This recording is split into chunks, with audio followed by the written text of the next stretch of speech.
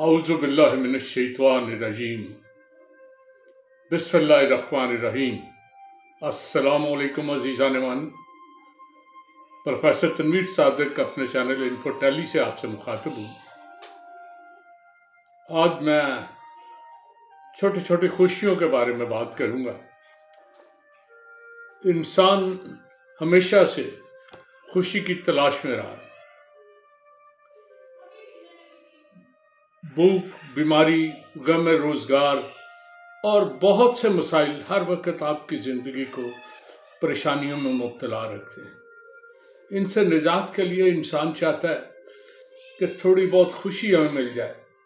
दोस्तों का साथ, कोई खेल, मेला, इस तरह की बहुत सी चीज़ें ऐसी हैं जो इंसान को फ़र्ज बख्शती हैं, इंसान को खुशी देती हैं। आप देखें, पुराने जो गांव होते थे वहाँ एक रवायत थी कि हर साल एक मेला मनाया जाता था। लोग सब गम सारा कुछ भूल के वहाँ मेले में शिरकत करते थे। मैं हैरान होता हूँ कि बड़ी बड़ी दूर से लोग वो क्यों आए। और जी बस वो हमारे गांव में मेला आ रहा था तो मैंने कहा मेले में शिरकत करूँगा। उसका ये फ़ायदा होता था कि एक गांव में मेला है ना, तो इर्द गिर्द के 150 गांव जो है ना, उस सारे के लोग उस मेले में शिरकत करने आते थे। और आप अगर मेले में हो तो आपको कोई ना कोई संगी, कोई साथी, कोई पुराना क्लास फेलो, कोई पुराना दोस्त, बड़े बड़े ऐसे लोग मिल जाते थे जिनसे बिछड़े और उनसे मिलने का दोबारा तसव्वुर भी नहीं होता था, उम्मीद ही नहीं होती थी, लेकिन मेले में मिल जाते थे। चनाचे लोगों की एक जज्बाती वाबस्तगी होती थी इन मेलों से, इन खुशियों के मौक़ों पे। लेकिन बड़ी अजीब सी बात है, हमारे यहाँ एक ख़ास तबका है जो ऐसी चीज़ों का मुखालिफ है। उनकी एक सोच मत, कोई चीज़, ये जो खुशी होती है ना, इसका ताल्लुक किसी मज़हब से नहीं है, किसी फ़िरके से नहीं है, किसी ख़ास कबीले से नहीं है। खुशी सबकी साझी है और साझी होनी चाहिए। आप किसी दूसरी की खुशी में भी शरीक हो तो ना सिर्फ उसे मज़ीद खुशी होती है बल्कि आप भी खासा रिलैक्स फील करते हैं। क्रिकेट, फुटबॉल, हॉकी और ऐसे बहुत से छोटे छोटे खेल जो हैं, ये मेले की तोसी शुदा शक्ल है कि लोग इकट्ठे हो जाते हैं कहीं किसी बहाने। क्रिकेट जो है वो खालिस्तान यूरोप का खेल था, लेकिन पाकिस्तान ने इसे अपना लिया। पता नहीं कब इसने इस्लाम कबूल किया, लेकिन मुसलमानों ने इसे पूरी तरह अपना लिया। मुसलमानों के बच्चे, बल्कि मौलवी लोग भी आम खेल रहे होते हैं। इसी तरह ताश का खेल है, हॉकी का खेल है, ये सारे ये इस्लामी नहीं है, कतन कोई इस्लामी खेल नहीं है, लेकिन चूँकि ये दोस्तों का इज्तिमा हो जाता है, लोग इकट्ठे हो जाते हैं, एक दूसरे से गपशप, खेल के साथ साथ एक दूसरे के गम में भी शरीक होते हैं, एक दूसरे की खुशियों में भी। तो ये एक प्लेयर देता है, एक खुशी देता है। चनाचे सारे इन लोगों ने अपनाया हुआ है। ईस्वी साल 1 जनवरी को शुरू होता है। इसे शुरू करने वाला शायद आपको पता हो, कोई सीजर था। बाद में फादर ग्रिगोरी ने, जो क्रिश्चियन था, आज से 3 सदियाँ पहले, उन्होंने बहुत सारी इसमें अमेंडमेंट की और जो इस वक्त ताज़ा तनी शक्ल में है वो फादर ग्रिगोरी का मरतब करता है। अब इस्लाम के सारे ठेकेदार जो हैं उन सारों ने उसे कबूल किया है। आज हमें इस्लामी तारीख कम याद होती है, दूसरी तारीख, बल्कि हमारा सारा सिस्टम ही उन्हीं तारीखों पे चल रहा है। मुझे बल्कि अफसोस के साथ कहना पड़ता है कि आज से को 10 साल 15 साल पहले नया इस्लामी साल लोगों को पता ही नहीं होता था। मैंने पहली दफ़ा हैप्पी न्यू इस्लामिक ईयर लिख के भेजा तो 10 आदमियों ने मुझे कहा कि आपको पता है इस महीने में ये हादसा पेश आया, इस महीने में। वो हादसे का ताल्लुक अगर 8 तारीख को है, 9 तारीख को है, 10 तारीख को है, तो पहली को जो है नया साल शुरू है, उसके लिए नेक तमन्नाएं और नेक दुआएं अपने दोस्तों और अजीज़ों के लिए करने का हमें क्यों हक नहीं, बड़े लोगों ने। लेकिन अब मैंने देखा है कि 15-20 साल में मैं अकेला ही नहीं, बहुत से लोग हैप्पी न्यू इस्लामिक ईयर कहते हैं, और ये बड़ी अच्छी बात है। मतलब 1 तारीख को आपने कह दिया, हादसे तो होते हैं और हादसे होते हैं, उनका अफसोस करें, उसके बाद बात ख़त्म हो गई, आगे चले। माजी पर रुक जाना कोई चीज़ नहीं होती, मुस्तकबिल के साथ साथ चलना बड़ा ज़रूरी होता है।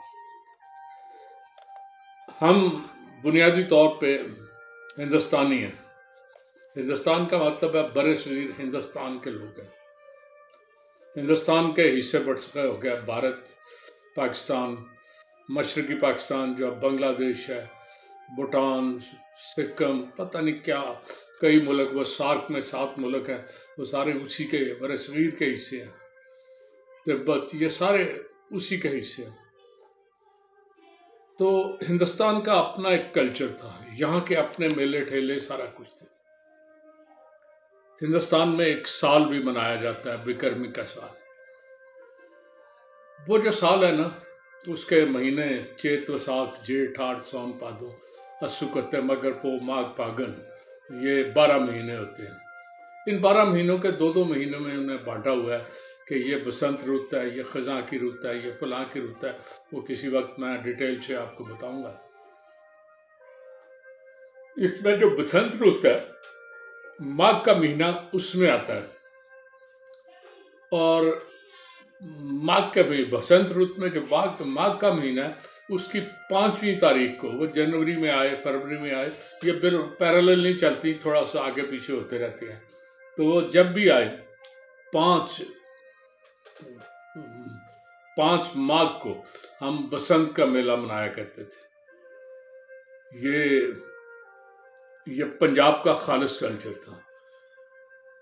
और ये जो है ना, इन महीनों में पंजाब में आपको पता है सरसों हम बीजते हैं, बहुत ज़्यादा सरसों के फूल निकलते हैं, वो पीले पीले फूल होते हैं। तो वो पीले फूल जो जब निकलते हैं ना, तो ये उस पर एक जश्न मनाते हैं कि हमारी फसलें बड़ी बेहतर हो रही हैं, बड़ी शानदार हो रही हैं। वो बसंत का मेला उसे कहते हैं। वो मेला मनाया जाता था। अब वो मेला कुछ थोड़ा सा इस तरह के, उस मेले में लोग गुड्डियाँ उड़ाया करते थे, वो जो पतंगबाजी होती थी। तो मुझे याद है, हम छोटे छोटे होते थे, स्कूल से छुट्टी होनी ना, तो भागते हुए सीधे कोठे पे चढ़ जाना, और कुछ नहीं हमें होश होती थी। खाना भी माँ ने बड़ी मुश्किल से आवाज़ दे के बार बार कहना कि आ जाओ। बाजू का माँ ऊपर लेके आ जाती खाना, कि खाना तो खाओ, तुम पतंगबाजी में मगन हो। हमने बचपन इसी तरह गुजारा है, बड़ी पतंगबाजी की है।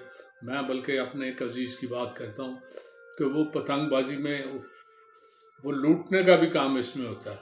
तो वो पतली सी दीवार 4.5 इंची की, वो उस पर दौड़ता भी था खड़े होके। उसने एक बड़ा सा बांस रखा हुआ था, जिसके आगे टींगरी लगाई, वो पकड़ भी लेता था, और वो बड़ी जुर्रत और हिम्मत का काम था, लेकिन वो कर जाता था। तो वो बसंत का मेला उसी हवाले से होता था। ये हमारी हमारी रवायत थी, हमारा कल्चर था।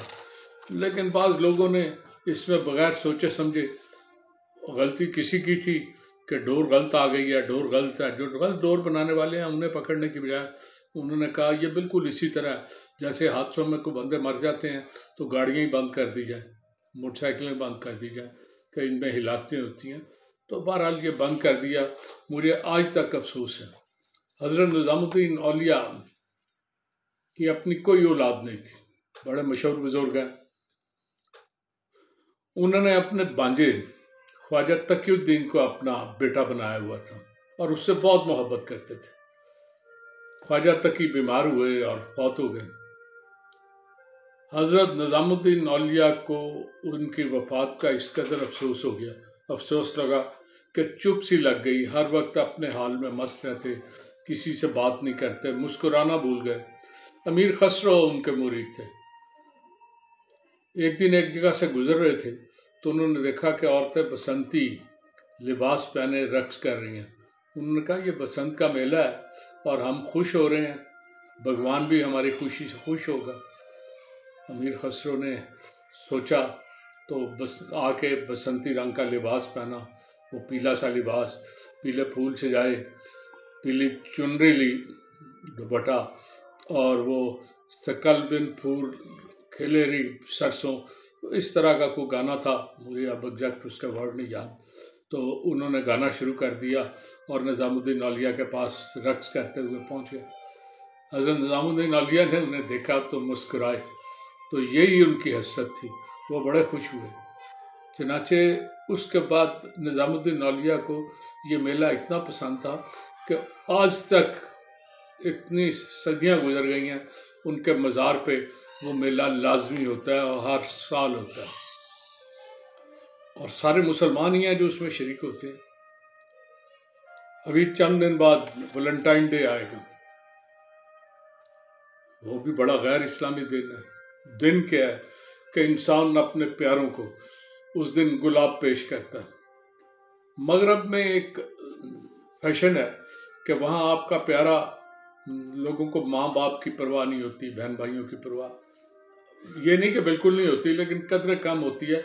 वो गर्लफ्रेंड को ज़्यादा इम्पोर्टेंस देते हैं, वो अपने गर्लफ्रेंड को फूल पेश करते हैं।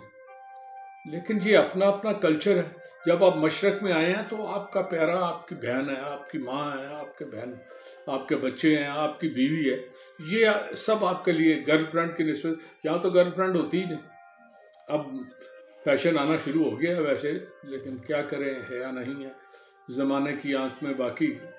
तो लेकिन अफसोस ये कि हम जब ऐसी चीज़ों को रोकते हैं ना, तो लोग स्ट्रिक्ट हो जाते हैं कि ये शायद गर्लफ्रेंड के लिए, भाई ये प्यारों के लिए है।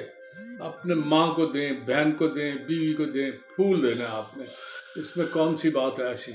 चनाचे कोशिश करें कि ऐसी चीज़ें जिनमें लोगों को खुशियाँ हासिल हो, छोटी छोटी खुशियाँ, लोग इन छोटी छोटी खुशियों के मोहताज होते हैं, तो उन खुशियों के लिए हाइल ना हो। उन खुशियों कोशिश करें कि उनको टेम करके उन्हें ऐसे अंदाज में पेश करें कि लोगों को उनके बारे में कि गैर इस्लामी क्यों है, क्या इसमें बुराई थी, उस बुराई को रफ़ा करके अच्छाई की जानिब माइल करें और लोगों को छोटी छोटी खुशियाँ मनाने दें।